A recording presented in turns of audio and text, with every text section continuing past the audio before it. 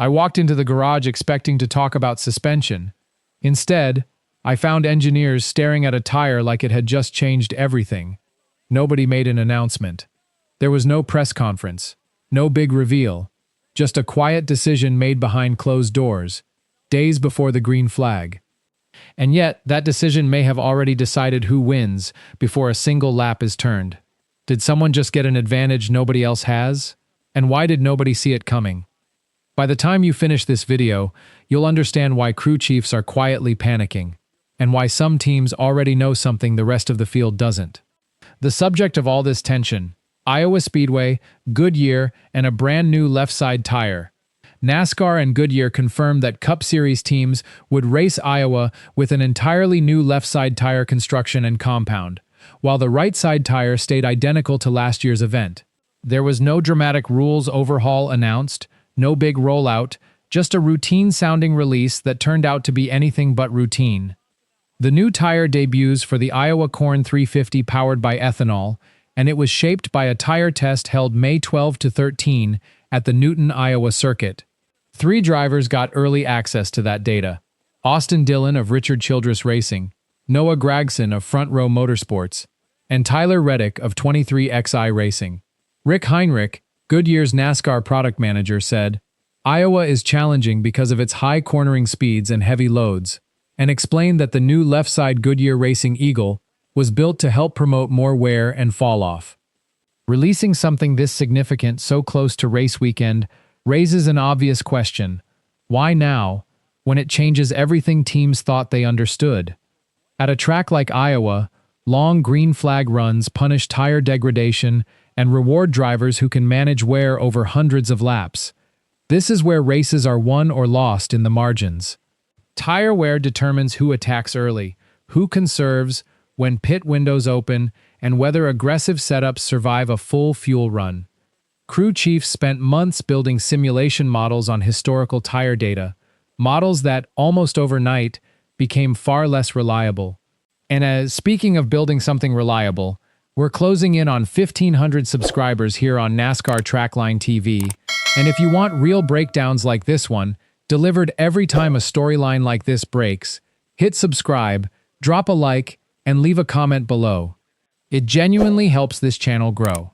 Now back to Iowa, because this is a quiet decision capable of reshaping the competitive equation before a single practice lap is run. Several organizations already participated in the Iowa tire test and now hold first-hand data. Others have virtually none. Nobody has accused NASCAR or Goodyear of favoritism, but many inside the community have quietly acknowledged that some teams may start the weekend with information unavailable to the rest of the field. Bob Pockras pointed out that only the left side tire changes while the right side stays the same, meaning teams cannot simply lean on last year's data, and that practice could matter more than anyone expected. Jeff Gluck added that this kind of technical change doesn't sound huge to casual fans but could completely reshape strategy, since tire wear often decides who wins long green flag runs. Had NASCAR simply introduced a better tire? Or had one quiet decision already changed who held the advantage before Iowa even began?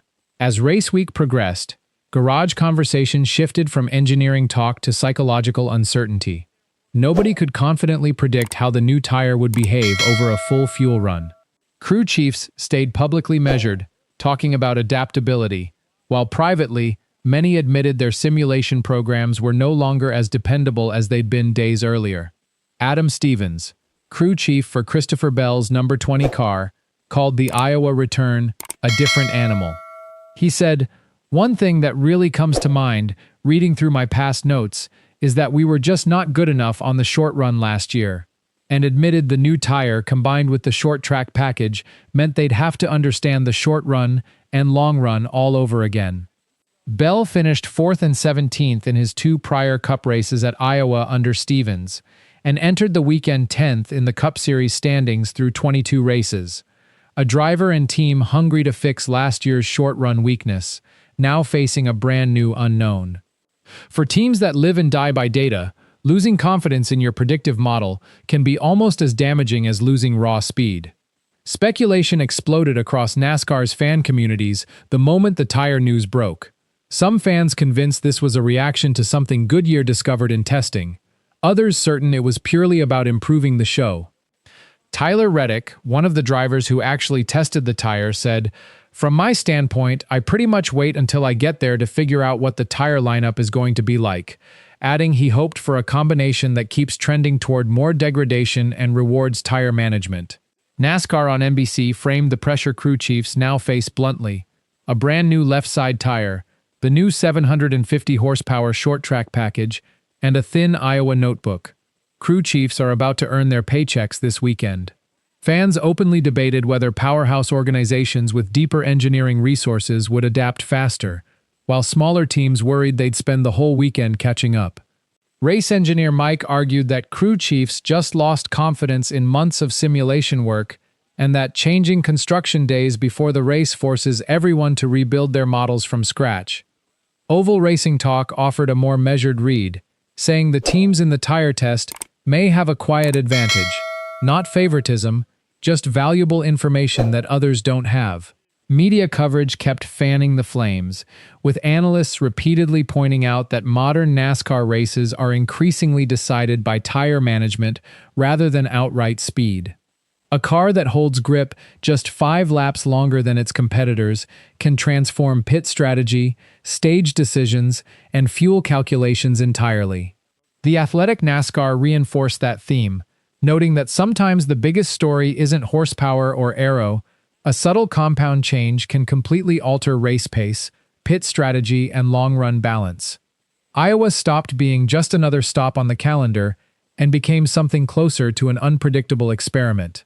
Stock car critic offered a skeptical counterpoint, arguing that late technical changes always spark debate. Better racing is great, but competitive fairness matters when only a handful of teams have meaningful test data. Confidence in racing is built on repetition, but repetition means less when one of the race's biggest variables just changed without warning. Veteran drivers who preserve equipment now sense opportunity if tire fall-off spikes, while aggressive drivers have to wonder if pushing early will wreck their long-run pace entirely. Sponsors face their own version of this uncertainty. One strategic miscalculation on tire behavior could erase weeks of momentum during a critical playoff stretch. Nobody in the garage is talking about panic, but there's undeniable tension, and every team understands the same brutal truth. Whoever figures out the new tire fastest might control the race long before anyone finds out who has the fastest car. Garage Insider put it sharply: "Don't underestimate this change. If the new left side tire wears more than expected, Sunday's race could be won by the smartest crew chief instead of the fastest car." This isn't really about one tire. It's a reminder that modern NASCAR competition is often shaped by small technical decisions whose full impact isn't understood until the green flag actually drops. If the new tire wears more, strategy could dominate the headlines over speed. If degradation ends up minimal, teams that over-prepared for fall-off may have wasted their whole week chasing a problem that never showed up. If the Iowa experiment produces better racing, similar tire philosophies could spread to other short tracks. But if it creates unpredictable chaos, critics may start questioning whether NASCAR is introducing changes too close to race weekends. Racing Fan Daily summed up the mood everyone is asking the same thing. Did NASCAR just improve Iowa, or quietly change who has the advantage before the green flag even waves? When the green flag finally drops, fans won't just be watching drivers race for position. They'll be watching whether one quiet decision made days earlier already rewrote the outcome before the engines even started.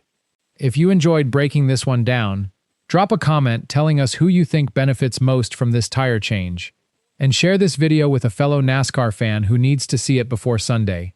If you enjoy real NASCAR breakdowns like this, you'll like what's coming next.